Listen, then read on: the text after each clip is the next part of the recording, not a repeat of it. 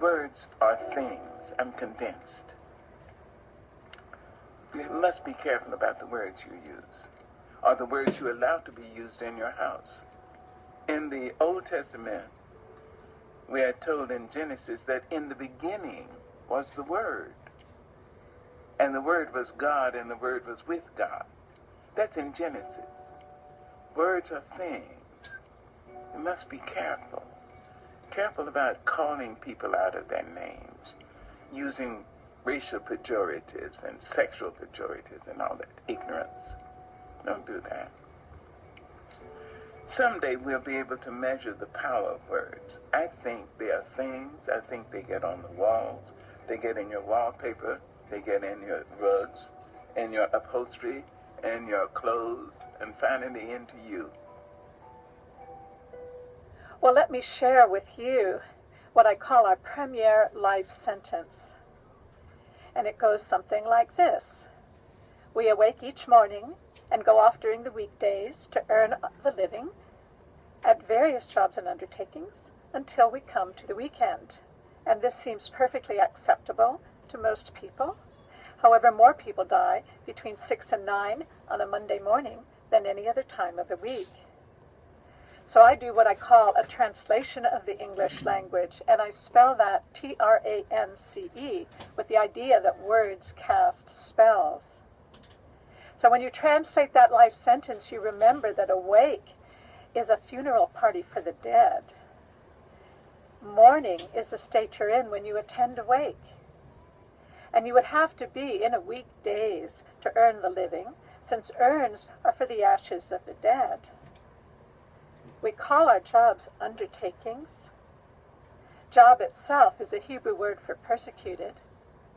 And what we get at the end of this perverse bargain with life is the weak end of the deal as we become progressively weakened ourselves.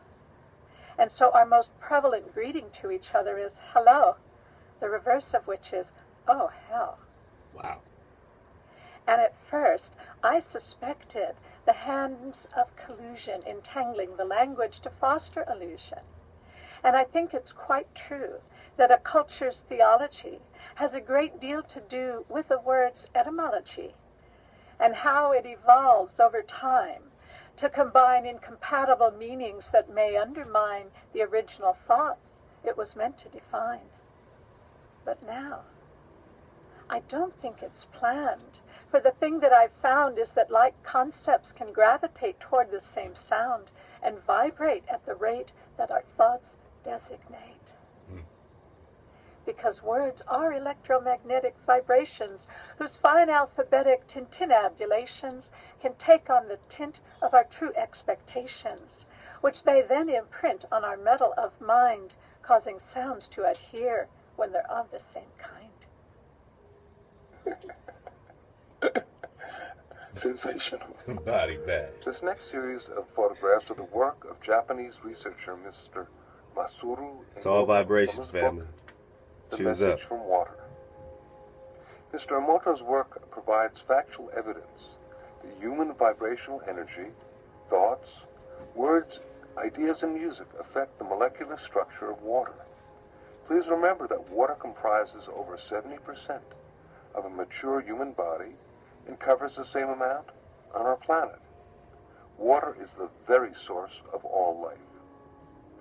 This photo shows the beautifully formed geometric design of the Yushi Spring water. This next photo is from the Shimanto River, the last clean spring in Japan. Notice the extraordinary geometric forms. The fact that the molecular structure of water can be affected by our consciousness, our intent, and our sounds is extremely important. This is what it is, okay? I said empty your mind. Be formless, shapeless, like water. Now you put water into a cup, it becomes the cup. You put water into a bottle, it becomes the bottle. You put it in a teapot, it becomes the teapot. Now water can flow, or it can crash. Be water, my friend. Sound is shaped is color, it means that every time we say something, we're literally creating a world.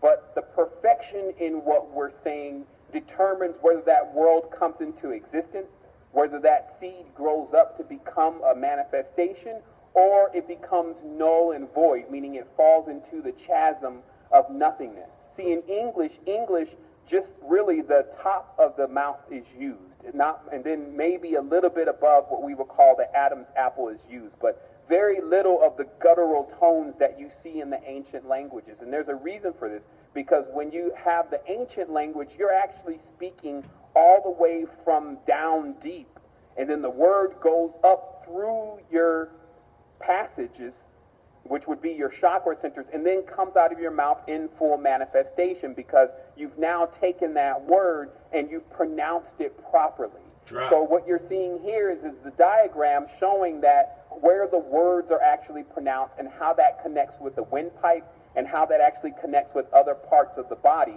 So that way when a word is pronounced, in order for it to fully manifest, then it must go through the chakra centers of the being.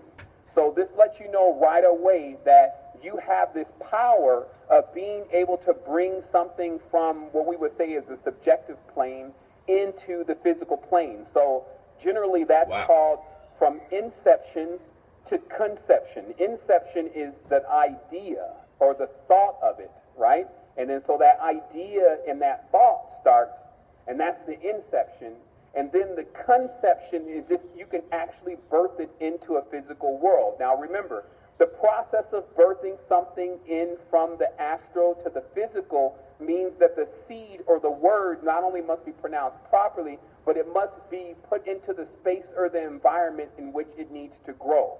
And that's actually the whole part of why the elements became so important, because if you were trying to accomplish something specific, then you would go into the environment that promoted that vibration and tone and nourished it properly in order for it to come to manifestation. That's crazy! Stay up, suit up, choose up, and remember, drop or die.